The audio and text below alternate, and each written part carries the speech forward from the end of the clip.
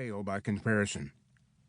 Hanegraaff later adds, the theory of two peoples of God has had chilling consequences not only for Jews, but for Palestinian Arabs as well. Such unbiblical notions put Christian Zionists in the untenable position of condoning the displacement of Palestinian Christians from their homeland in order to facilitate an occupation based on unbelief and racial affiliation. If a person were to believe such criticisms, Christians who interpret the Bible as including a pre-tribulation rapture are unbiblical, anti-Semitic, survivalist, have a distorted view of God, are against caring for God's creation, and are racist. All this from simply believing what the Bible clearly states, that we who are still alive and are left will be caught up together with them in the clouds to meet the Lord in the air, and so we will be with the Lord forever. 1 Thessalonians chapter 4, verse 17. Why the divide? Unfortunately, these accusations come primarily from Christians, rather than those who claim no religious affiliation. Why has there been such animosity among some believers regarding Christ's coming?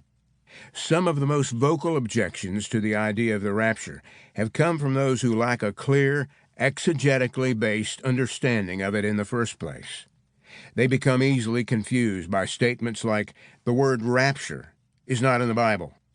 Christians have always suffered tribulation. No one believed in a pre-trib rapture before 1830. The Bible doesn't teach two second comings or two last trumpets. 1. Naive acceptance. Christians of all types initially tend to uncritically accept whatever theological ideas happen to be taught in the church fellowship where they first came to the faith. This includes a wide variety of doctrinal beliefs, including those relating to eschatology. Some people believe in the rapture simply because that is what they were taught early in their spiritual experience. Naive acceptance of any doctrine leaves sincere believers vulnerable to critical objections to their faith that they are unprepared to answer. 2. Theological ignorance. Biblical truth is anchored in a theological context drawn from Scripture.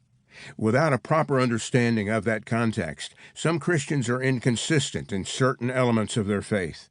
Specific details of eschatology are accepted or dismissed with little or no understanding of a biblical theological context. As a result, many Christians become easily confused by the basic elements of any serious discussion of biblical prophecies about the future. 3. Popular influence. Unfortunately, many evangelicals in general are influenced by the views of popular speakers, teachers, and writers. Attracted to the general ideas of a popular teacher, they tend to embrace the teacher's eschatology as well.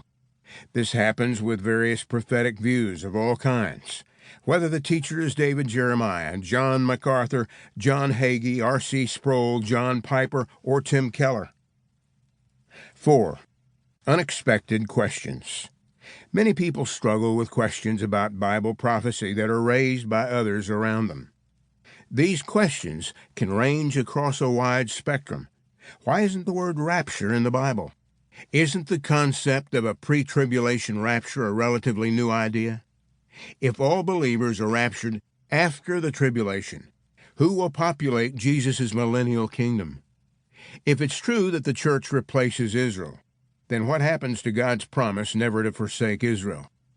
These questions can be unsettling for those who aren't familiar with the prophetic portions of Scripture and Bible prophecy in general. 5. Difficult challenges. Some believers abandon any attempt to resolve the challenges that are raised when they study eschatology. They simply decide it will all pan out in the end, and they may even half-heartedly claim to be pan-millennial. Because some interpretive details of eschatology are indeed challenging, even some pastors are unwilling to do the hard work of sorting them all out. 6. Paradigm shift. Some overreact to the questions they are unprepared to answer and make a complete paradigm shift in their thinking. Instead of formulating a clear exegetical understanding of the biblical text, they simply adopt an opposite view. Challenged by a few questions they are not prepared to answer, they uncritically assume an opposite view must be correct. Too many times people